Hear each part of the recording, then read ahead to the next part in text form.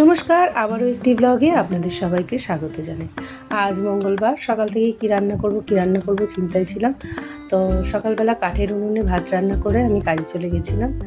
তো এখন ফিরে এসে দোকান থেকে ফেরার সময় আমি ডিম নিয়ে এসেছি, তো তাই ডিমের তরকারি করব। তো আমি সাধারণত ডিম মান্তু যেহেতু ডিম ভাজাটা খেতে চাই না, ভাজার তরকারি, সেজন্য আমি ওরটা আমি সিদ্ধ করে করি, আর জোজোরটা আবার ডিমটা অমলেট করে তারপরে তরকারিতে দিই। আজকে অনেক দিন পর আমি সবকটা ডিম অমলেট করেই এই তরকারিটা করব।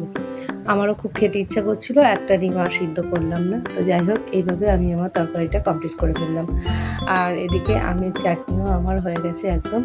এবার আমি খেয়ে নেবো, কেননা আমার 4টে থেকে আজকে একটা ক্যাম্প আছে।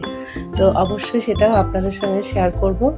তো তার আগে চলো আমি খেয়ে নিই, কেননা অনেক বাসন আছে, সেগুলো আমাকে এখনও মাজতে হবে।